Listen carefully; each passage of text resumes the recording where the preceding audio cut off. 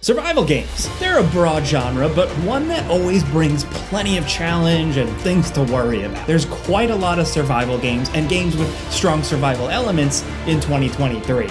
We've got 10 new and upcoming games to talk about today, so let's get started off with number 10. Road to Vostok is an interesting one because it's got a little bit of a different spin on the formula. So in it's first-person shooter, of course, but it's got a little bit of a dash of Cormac McCarthy's The Road to it. It's in a post-apocalyptic setting, and you are on a journey. You're kind of stuck in this end-of-the-world border zone between Finland and Russia, and it's your job to fight, hunt, shoot, scavenge, and survive, and get across this kind of no-man's land post-apocalyptic zone and cross the border safely. The game's all about survival, of course, in terms of dealing with the environment, dealing with hostile enemies everywhere, sneaking around them, trying to scavenge, craft your own weapons, even build out your own temporary shelters. And the way the game is structured is that apparently as you get closer to the border, the game is going to get more challenging. The shelters that you survive in seem pretty cool looking. The inventory we've seen so far seems well organized, and we just really like the idea behind this one. As of right now, it doesn't technically have a release date, and this one does seem like it's from a very small developer. We can't find too much on them, but we're keeping our eye on this one and we hope it releases soon.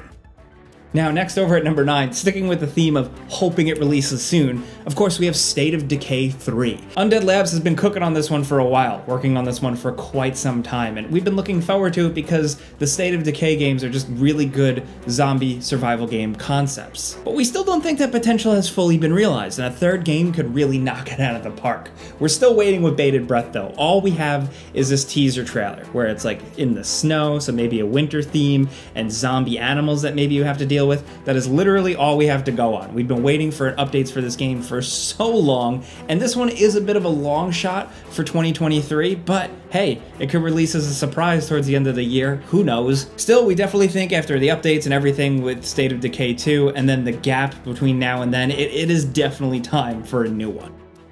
Next over at number 8, we have The Lord of the Rings Return to Moria. Now, this definitely seems like the kind of Lord of the Rings game that should have already existed. The idea is brilliant. You play as a group of dwarves who return to Moria to reclaim it from all the evil that's taken over and all the tragedy. Now, in typical dwarf fashion, you're mining for resources, but then you're using those resources to craft new and better gear, as well as excavate and rebuild Moria as you go, with some good old-fashioned base building. In particular, the base building seems cool because it's not like Valheim where you're building in a big open space. Here, you're building in more condensed, confined spaces, the mines, which could lead to some really fun and interesting building and also gameplay and combat survival scenarios, because you're hunting and fighting off hordes of orcs and other weird creatures that are creeping around in the dark. And, of course, it's something that you can play cooperatively, which is brilliant, and we're looking forward to seeing how this one really pans out when it releases this fall. Next over at number 7, we have another post-apocalyptic survival game called Rooted. This one is first and third person post-apocalyptic survival. You can play it completely solo or with friends, and of course you're running around scavenging through abandoned buildings to find supplies to survive and fight. Sounds very typical, survival game stuff, of course, but it is worth pointing out that this one is developed in Unreal Engine 5, so from what we've seen so far, it's pretty gorgeous looking. This is another one from a small studio, but we're hoping that they can really take advantage of Unreal Engine 5 to make some really cool looking environments. So far, the early stuff shows promise, and we're hoping we see more of it this year, because we want to know what the deal is with this one. Like, what's the other spin? Everything we've read, everything we've seen about it so far, the Steam page describes a pretty standard survival game, but they gotta have some creative spin to it, and we're looking forward to seeing what they have cooked up. And to be totally transparent, this is another one where there's not too much on it yet and a lot of really good sounding stuff on paper, but whether it turns out good or bad, from what we've seen so far, it's at least worth keeping one eye on. Next over at number 6, we have Stranded: Alien Dawn. This released in the spring and people are absolutely loving it. This is a survival game with a space spin to it. Essentially, you're like an astronaut, a ship crew, scientists who are stranded on an alien planet, so it's about survival and saving your crew members, but on a hostile, strange alien planet, which is a perfect idea for this type of gameplay. It's not just a running and gunning type game either. You're building shelters, you're using science and technology technology, you're researching stuff to grow, you're managing the other survivors, like the food levels, happiness, and stuff like that, and you're dealing with, like I said, a hostile alien planet that you don't understand. Typical things that you would do in other survival games maybe don't work out the same way because this planet is totally different flora and fauna that you need to stumble upon, discover, and really learn for yourself. It's all about threat assessment and science. Like we said, people are loving it so far. It's pretty in-depth. It's got a good look to it, a really nice color palette, and just cool, weird alien creatures. And you can build some pretty cool bases with your survivors, so consider checking out Stranded Alien Dawn. Next, over at number 5, we have Frostpunk 2. This is a survival game, but definitely a different type because it is a bit more of a top-down city builder style game, but we're including Frostpunk 2 because the first Frostpunk, if that was any indication, man, this is a survival game through and through because it's like every decision is incredibly challenging, resources are limited, and the game absolutely brutalizes you with every single decision you need to make. Do you power your city to keep people warm as the cold comes in? Well, there's always going to be another negative side effect to that. Basically everything you do. So it's all a really, really challenging and stressful balancing act. Now, with Frostpunk 2 coming this year, it seems like there's going to be more resources to fight over, including oil, which has been teased, and we're just really excited because we love the first one a lot. It's not for everybody because it is so brutally challenging, but in terms of survival, you are absolutely brutally fighting for survival in these games, so that's why we're including it on this survival game list.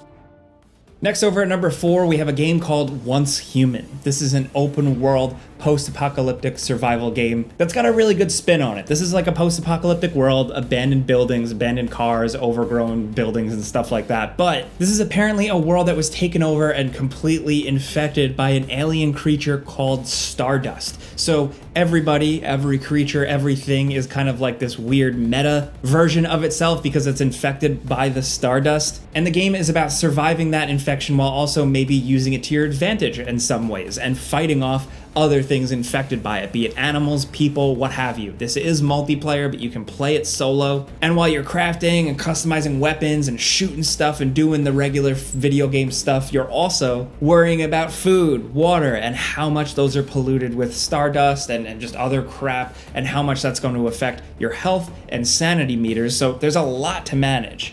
Between that, the first-person shooting, and the actual mystery of this weird alien stardust thing, it seems like they might be onto something with Once Human. We're expecting to hear more about it soon.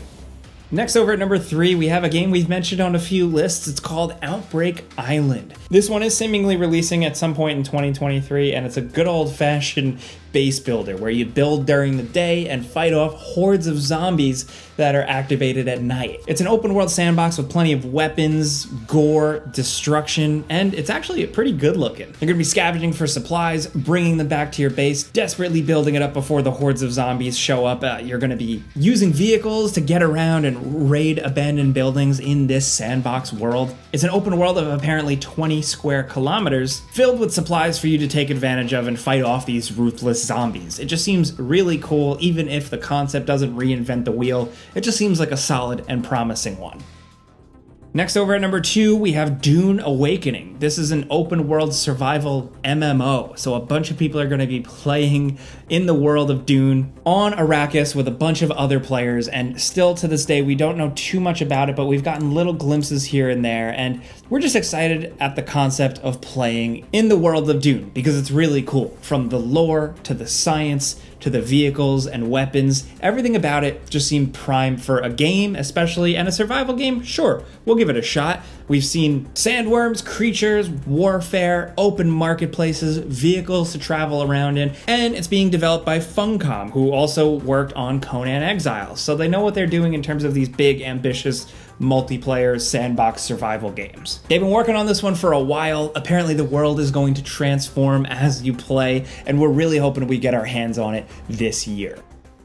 Now down to number 1, of course, we have Sons of the Forest. Sons of the Forest released earlier this year, and although it's in early access, it's a promising start. people really like it. So in this game, compared to the first one, you're actually playing as a member of like a search and rescue team that is looking for a missing billionaire. And then you crash and you're stranded on an island and you have to do your survival thing, and there's horrifying monsters and weird stuff, and it's perfect. It's just really cool and weird and strange. There wasn't really anything like the first Forest game, and Sons of the Forest definitely keeps that going. It's not the longest experience right now, but it is pretty compelling. There's building, there's a quirky NPC, there's some creepy caves, and we're excited to see where this game goes because it was pretty much a success when it kicked off, so we're hoping that they really ramp up, taking in player feedback and adding more cool stuff to the game. It's a really solid first start. We did a before you buy on it if you want to check that out, but yeah, Sons of the Forest is a solid survival game.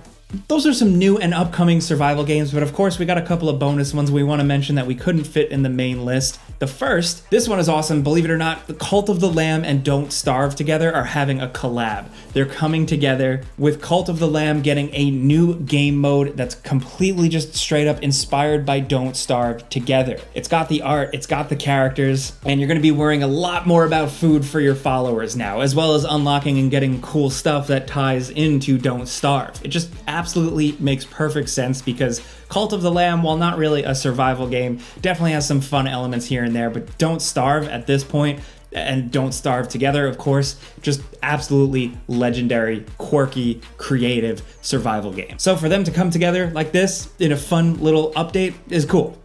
Also, Wanderlost. This is a top-down, more indie retro-style survival game where you're exploring this zombie-infested world with a bunch of different biomes, and you're mining, you're harvesting, you're chopping trees down to build up shelters and fight off hostile creatures. But there's an air of mystery to this world. Even though it's all colorful and cute, there's a lot to it, as well as just some engaging little on-screen pop-ups and kind of quick-time events that simulate doing certain crafting things. It seems really cool and creative and just an indie survival game worth keeping an eye on.